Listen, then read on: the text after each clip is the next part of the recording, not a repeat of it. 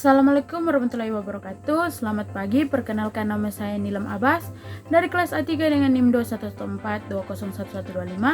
Video kali ini saya akan membahas tentang sirkulasi peredaran darah jantung untuk memenuhi ujian tengah semester pada mata kuliah keperawatan medikal Beda 3 dari dosen Narsiani Lonto Escape MCAP. Yang pertama, kita harus tahu pengertian dari sirkulasi peredaran darah. Sirkulasi peredaran darah adalah proses penting di dalam tubuh manusia yang memastikan bahwa oksigen dan nutrisi dibawa ke sel-sel tubuh dan limbah metabolik diangkut dari sel-sel tubuh untuk dibuang. Jantung adalah organ utama yang bertanggung jawab atas peredaran darah ini. Kita masuk di organ jantung, bisa dilihat di layar untuk letaknya. Terletak di dada kiri sebelah atas, besarnya kira-kira sampai dengan kepalan tangan, beratnya kira-kira 300 gram, otot jantung bekerja tanpa dipengaruhi kesadaran. Jantung memiliki 4 ruang, yang pertama serambi kiri atau atrium kiri, lalu kedua serambi kanan atau atrium kanan, lalu ada bilik kiri ventrikel kiri, yang terakhir ada bilik kanan atau ventrikel kanan. Lalu serambi kanan dan serambi kiri mengembang atau kontraksi dan menguncup atau relaksasi secara bersamaan. Tiap ruangan pada jantung dilengkapi dengan katup. Fungsi katup untuk mencegah tercampurnya darah pada tiap ruang jantung, lalu tiap katup dapat membuka dan menutup seirama denyut jantung. Lalu denyut normal jantung 70-80 denyut per menit. Denyut nadi dipengaruhi oleh usia, aktivitas, berat badan, kesehatan, dan jenis kelamin. Berikut adalah penjelasan singkat mengenai sirkulasi peredaran darah jantung. Yang pertama, sirkulasi sistemik. Darah yang kaya oksigen dipompa keluar dari jantung melalui arteri aorta ke seluruh tubuh. Di seluruh tubuh, darah membawa oksigen dan nutrisi yang diperlukan oleh sel-sel tubuh untuk menjalankan fungsi-fungsi mereka. Nutrisi dan oksigen tersebut diambil oleh sel-sel dan digantikan oleh produk limbah dari metabolisme sel. Lalu yang kedua, peredaran darah pulmoner.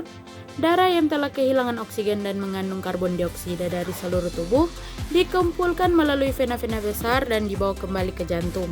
Darah ini memasuki atrium kanan jantung dan kemudian dipompa ke ventrikel kanan. Dari ventrikel kanan, darah dipompa melalui arteri pulmonalis ke paru-paru. Lalu yang ketiga, pertukaran gas di paru-paru. Di paru-paru, darah mengalami pertukaran gas.